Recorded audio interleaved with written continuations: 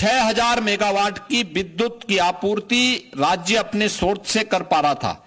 आज उससे ज्यादा विद्युत का उत्पादन के साथ साथ हम लोग पीक आवर में 33,33,000 मेगावाट की बिजली की आपूर्ति प्रदेशवासियों को हम लोग कर रहे हैं। वर्तमान में प्रदेश सरकार कर रही है। मित्रों, सौर ऊर्जा के क्षेत्र में भी 2017 के पहले अगर हम देखें तो मात्र 228 मेगावाट की परियोजना उत्तर प्रदेश के अंदर क्रियाशील थी और इन 8 वर्षों में हम लोगों ने 2653 मेगावाट क्षमता की ऊर्जा सौर ऊर्जा उत्पादन की है। वर्तमान में बुंदेलखंड में ग्रीन एनर्जी कॉरिडोर के माध्यम से 4000 मेगावाट के सोलर पार्क की स्थापना की जा रही है और अगले 5 वर्ष के अंदर 22,000 मेगावाट की एक ग्रीन एंड क्लीन एनर्जी बनाने के लिए सरकार पूरी प्रतिबद्धता के साथ काम कर रही है। औद्योगिक विकास ईज ऑफ डूइंग बिजनेस में उत्तर प्रदेश 2017 के पहले 14वें स्थान पे था। आज देश का टॉप अचीवर स्टेट के रूप में उत्तर प्रदेश बना हुआ है। मित्रों, यह सब संभव हो पाया है आदरणीय प्रधानमंत्री जी की प्रेरणादायी मार्गदर्शन में। रिफॉर्म, परफॉर्म एंड ट्रांसफॉर्म की जो उनकी पॉलिसी थी, जो मंत्र है, 33 सेक्टोरियल पॉलिसीज बनाने वाला देश का पहला राज्य है। सिंगल विंडो सिस्टम में 500 से अधिक एमओसी एक ही प्लेटफॉर्म पे उपलब्ध कराने वाला राज्य है और एमओयू होने के बाद उसकी मॉनिटरिंग भी डिजिटली हम कर सकते हैं, सिंगल विंडो के माध्यम से कर सकते हैं। यह करने वाला राज्य है। न केवल व्यक्ति बल्कि उसकी पूंजी की सुरक्षा की गारंटी लेने वाला राज्य है और उसी का परिणाम है कि 15 लाख करोड़ रुपए से अधिक की निवेश की परियोजनाओं को जमीनी धरातल पर उतारने वाला देश का एक महत्वपूर्ण राज्य बनकर के उत्तर प्रदेश आगे बढ़ा है। और उत्तर प्रदेश की संभावना बताती है कि आने वाले समय में उत्तर प्रदेश देश के अंदर सबसे अधिक इस फील्ड में काम करने, निवेशकों को आकर्षित करने वाले एक ड्रीम डेस्टिनेशन बनकर के उत्तर प्रदेश देश के अंदर उभरा है। चिकित्सा और स्वास्थ्य के क्षेत्र में भी राज्य सरकार ने अनेक महत्वपूर्ण पहल की है। याद करिए, 2017 के पहले केवल 12 government medical college Uttar Pradesh के अंदर बन पाए थे। यानी ये आजादी के पहले से लेकर के 2017 तक की बात कर रहा हूं और 2017 से अब तक कुल प्रदेश में 80 मेडिकल कॉलेज बने हैं, जिसमें 44 गवर्नमेंट सेक्टर के बने हैं। 36 निजी मेडिकल कॉलेज भी बने हैं। प्रदेश के अंदर इससे पहले नर्सिंग और पैरामेडिकल कॉलेजेस की स्थिति क्या थी? ताले लटकते थे, न इंफ्रास्ट्रक्चर था न फैकल्टी थी। आज प्रदेश के अंदर हर मेडिकल कॉलेज में नर्सिंग कॉलेज बनाने की कार्रवाई को तेजी के साथ आगे बढ़ाने का कार्य हो रहा है। प्रदेश के अंदर हम लोगों ने जो 36 जनपद ऐसे थे जिनमें संचारी रोग में खासतौर पर इंसेफ्लाइटिस से उत्तर प्रदेश के मासूम तड़प तड़प करके मरते थे, आज उस पर प्रभावी नियंत्रण करने में उत्तर प्रदेश ने सफलता प्राप्त की है।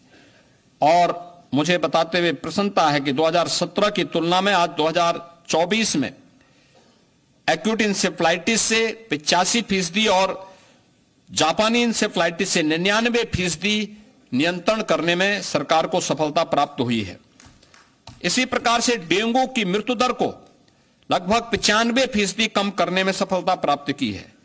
मलेरिया पर 56% की कमी आई है और आज प्रदेश के अंदर हम लोगों ने प्रदेश के अंदर आयुष्मान भारत में उत्तर प्रदेश देश के अंदर नंबर 1 पर है। मुख्यमंत्री आरोग्य मेले के माध्यम से लगभग 13.5 करोड़ रोगी उसके माध्यम से लाभान्वित हो रहे हैं और जो विभिन्न मेडिकल कॉलेजेस की संख्या बढ़ाने के बाद जो सीट्स बढ़ी हैं, एमबीबीएस में 17 में मात्र 1990 सीट्स थी, आज वो बढ़कर के 5250 हुई हैं। निजी मेडिकल कॉलेजेस में भी ये सीट्स 2550 से बढ़कर के 6550 हुई हैं। राजकीय क्षेत्र में पीजी सीट्स की संख्या 2017 के पहले जो 741 थी, आज वो बढ़कर के 1871 हुई हैं और निजी क्षेत्र में भी जो पीजी की सीट्स 17 के पहले 480 थी, आज जो बढ़कर के 2100 तक बढ़ी हैं। प्रदेश में सुपर स्पेशलिटी 2017 में मात्र कुछ ही मेडिकल कॉलेजेज में भी उसकी भी बहुत कम ब्रांचेज हुआ करती थी। आज लगभग हर एक जनपद में सुविधा है।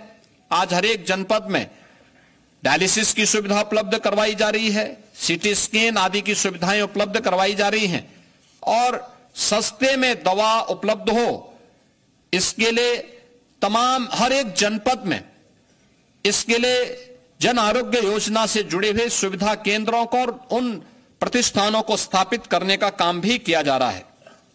मित्रों, उत्तर प्रदेश ने टूरिज्म के क्षेत्र में भी एक लंबी छलांग लगाई है। यानी इंफ्रास्ट्रक्चर के क्षेत्र में अन्नदाता किसानों के लिए, युवाओं के उत्थान के लिए, मातृशक्ति के सम्मान के लिए, निवेश के लिए उत्तर प्रदेश ने अपनी जो पहचान बनाई, सुरक्षा के क्षेत्र में जो अपनी पहचान बनाई, इसका असर प्रदेश के पर्यटन पर भी पड़ा है। आज के दिन पे पर्यटन केवल एक मनोरंजन का साधन मात्र नहीं है, बल्कि आस्था भी अर्थव्यवस्था को सुदृढ़ करने का सशक्त माध्यम बन सकती है। यह हमने महाकुंभ प्रयागराज के माध्यम से देखा है। प्रयागराज महाकुंभ ने अलग अलग सेक्टर में नई नई संभावनाओं को आगे बढ़ाया और उसी दिशा में आज गत वर्ष उत्तर प्रदेश में कुल जो टूरिस्ट आए थे वह 67 करोड़ आए थे और लगभग इतने टूरिस्ट अकेले महाकुंभ प्रयागराज में इस वर्ष आए हैं।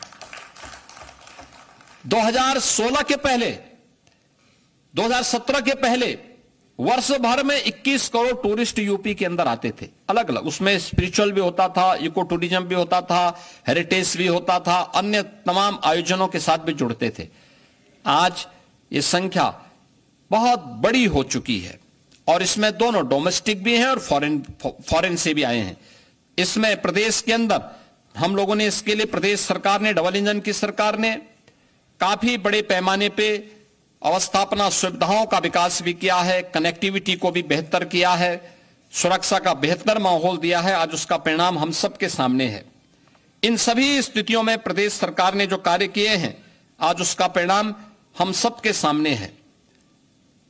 उत्तर प्रदेश की अर्थव्यवस्था देश के अंदर जो 2017 के पहले 6-7वें स्थान पर थी, आज देश की नंबर 2 अर्थव्यवस्था बनकर के उत्तर प्रदेश उभरा है।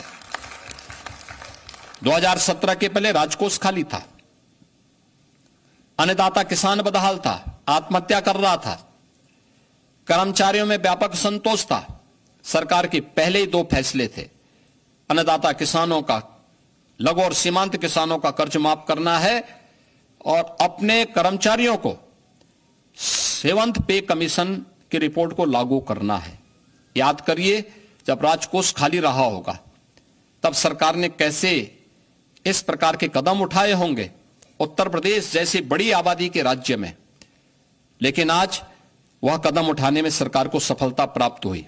हम लोगों ने 2017 में ही ऋण माफी के कार्यक्रम को भी किया, अपने अन्नदाता किसानों की जीवन में खुशहाली लाने का भी काम किया और 15 लाख कर्मचारियों को 7th पे कमीशन की सुविधा के साथ जोड़ने में भी सफलता प्राप्त की। आज प्रदेश में बिना कुछ बोझ डाले, जनता जनार्दन पर कोई अतिरिक्त कर लगाए बगैर, कोई अतिरिक्त टैक्स लगाए बगैर पिछले 8 वर्ष में हमने प्रदेश की अर्थव्यवस्था को मजबूती प्रदान की है। इसके लिए भ्रष्टाचार पर प्रभावी प्रहार, लीकेजेज को रोकना, सोर्स ऑफ इनकम को बढ़ाना, हमने रेवेन्यू बढ़ाए हैं और परिणाम है आज यूपी देश का एक रेवेन्यू सरप्लस स्टेट है। प्रदेश में लगातार जो निवेश हुए हैं, इसके परिणाम स्वरूप रोजगार की नई संभावनाएं बनी है। एक नए उत्तर प्रदेश का दर्शन आज लोग कर रहे हैं। कहीं निवेश आता है तो केवल निवेश नहीं होता, अपने साथ विकास भी लेके आता है, रोजगार भी लेके आता है, अनेक परिवारों के जीवन में खुशहाली लेके आता है और परिणाम है 2017 के पहले 12,75,000 करोड़ रुपए की अर्थव्यवस्था आज 27.5 लाख करोड़ रुपए से यानी दुगने से अधिक पहुंची है। पर कैपिटा इनकम दुगने से अधिक हुई है। प्रदेश ने इस दिशा में काफी अच्छे जो पहल की है वह परिणाम हम सब के सामने है। और मैं उस दिशा में केवल यही मुझे कहना है कि प्रदेश आज एक अच्छी दिशा में बढ़ रहा है। इसमें खासतौर पर अगर हम इस अलग अलग सेक्टर में इसमें देखें, एफडीआई में 2000 से लेकर के 2017 के बीच 17 वर्षों में मात्र 3,300 करोड़ रुपए फॉरेन डायरेक्ट इन्वेस्टमेंट यूपी में आया था। और अप्रैल 17 से लेकर के 2024 तक 14,808 करोड़ रुपए की यहां पर से अधिक केवल एफडीआई आया है। ऐसे ही इन 70 वर्षों में पर कैपिटा इनकम मात्र 46,000 तक पहुंच पाई थी। आज यही बढ़कर के अगर हम फाइनल जीएसडीपी के आंकड़ों के अनुसार देखें तो यह 1,14,000 है और प्लानिंग विभाग के अनुसार देखें तो यह 1,24,000 यानी पर कैपिटा इनकम यहां तक पहुंची है। लगभग 2.5 गुना बढ़ी है। बैंकिंग तंत्र की जो व्यवस्था होती है वह अर्थव्यवस्था को एक नया आयाम देता है। अगर 2016-17 में आप देखेंगे उत्तर प्रदेश में बैंक का व्यवसाय मात्र 12.5 लाख करोड़ का था। 24-25 में यह बढ़कर के 29,66,000 करोड़ यानी 2.25 गुने से अधिक हुआ है। और सीडी रेशियो जो उत्तर प्रदेश में 2017 तक मात्र 46% था, आज यह 61% से ऊपर बढ़ा है। प्रदेश के अंदर इस दौरान प्रदेश सरकार ने अनेक कार्यक्रम किए और खासतौर पर आरबीआई की रिपोर्ट अत्यंत महत्वपूर्ण होती है जो इस बात को कहती है कि प्रोजेक्ट फाइनेंसिंग के लिए फंड आकर्षित करने में 16.2% हिस्सेदारी के साथ आज उत्तर प्रदेश देश के अंदर शीर्ष स्थान पर है। प्रदेश के अंदर अगर आप देखेंगे तो 132 कंपनियों ने केवल बॉम्बे स्टॉक एक्सचेंज में उत्तर प्रदेश की हैं जिन्होंने वहां पे अपना पंजीकरण कराया है और जिनका मार्केट कैपिटल 3,61,162 करोड़ रुपए से अधिक का है। तो प्रदेश के अंदर 2017 तक कुल 13,000 फैक्ट्रियां पंजीकृत थी। आज इनकी संख्या इन 8 वर्ष में यानी 13,070 वर्षों में और अगर 8 वर्ष में आप देखें तो इनकी संख्या बढ़कर के 26,900 से अधिक हो चुकी है। यह संख्या बताती है कि उत्तर प्रदेश एक अच्छी दिशा में आगे बढ़ा है। ये जो कुछ भी हुआ है, ये जो आज यूपी का परसेप्शन बदला है, ये जो कुछ भी आज परिवर्तन हर एक सेक्टर में आज हम सबको देखने को मिल रहा है, वह टीम भावना से, नेक नियति से, ईमानदार प्रतिबद्धता के साथ किए गए प्रयासों का परिणाम है। और उसका परिणाम हमारे सामने है कि हम खाद्यान्न उत्पादन में आज उत्तर प्रदेश देश में नंबर 1 है, गन्ना उत्पादन में नंबर 1 पर है, आलू उत्पादन में उत्तर प्रदेश नंबर 1 पर है, इथेनॉल की आपूर्ति करने वाला सबसे बड़े राज्य के रूप में उत्तर प्रदेश फिर से उभरा है। ईज ऑफ डूइंग बिजनेस में चीफ अचीवर स्टेट के रूप में उत्तर प्रदेश ने अपनी मजबूत उपस्थिति दर्ज की है। बैंकों से प्रोजेक्ट फाइनेंसिंग में भी उत्तर प्रदेश आज देश के अंदर शीर्ष स्थान पर है। आयकर रिटर्न भरने वालों की संख्या देश के अंदर नंबर 2 पर उत्तर प्रदेश है। जेम पोर्टल से सर्वाधिक खरीद फरोख्त करने वाले में राज्य उत्तर प्रदेश नंबर 1 पर है।